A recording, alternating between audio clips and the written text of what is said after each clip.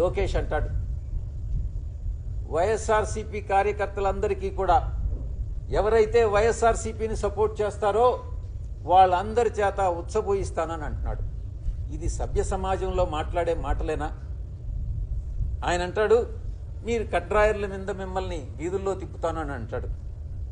ఇక అసలు నాకు ఒకటే అర్థం కాంది, కడ్రాయర్ మీద వీధుల్లో తిప్పేటటువంటి కోరిక అసలు ఈ లోకేష్కి ఎందుకు వస్తుంది? అసలు ఏదైనా మ్యానుఫ్యాక్చరింగ్ డిఫెక్ట్ ఏదన్నా ఉందా అని అనేటటువంటి అభిప్రాయం కలుగుతూ ఉంది. ఇంకోటి కూడా చెప్తాడు ప్రతి మీటింగ్లో, ఎవరైనా కూడా వైఎస్ఆర్సీపీని గురించి ఏదైనా మాట్లాడినా నీ పేరు నేను ఈ ఎర్ర బుక్లో నేను నోట్ చేసుకుంటా ఉండా, నేను అధికారంలో కానీ వస్తే ఉచ్చబోయిస్తానని అంటాడు, భయపెడతాడు, థ్రెటన్ చేస్తాడు. పబ్లిక్ అంతగా ఆయనకి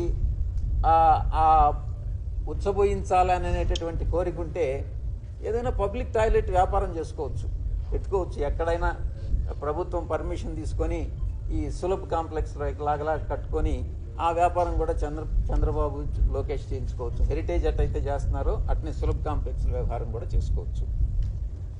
ఇక నేను అధికారంలోకి రాబోతున్నాను, రాగానే ఋషికొండలో ఫస్ట్ కొట్టే బిల్డింగ్ ఋషికొండలో బిల్డింగ్లు కొట్టేస్తానంటాడు. నాకైతే అర్థమే కావట్లే, అసలు ఋషికొండలో బిల్డింగ్స్ ఎందుకు కొట్టాలి? అవి ప్రభుత్వ భూములు, ప్రభుత్వ బిల్డింగ్లు, దానిలో కొట్టాల్సినటువంటి అవసరం ఏముంది? ప్రభుత్వం ఖర్చు పెట్టుకొని కట్టుకుంటా ఉంది ప్రభుత్వం కోసంగా, అది ప్రజల డబ్బుతో కట్టినటువంటి ఇవి, దానికి ఎందుకు అనేటటువంటిది నాకు అర్థం కావట్లే.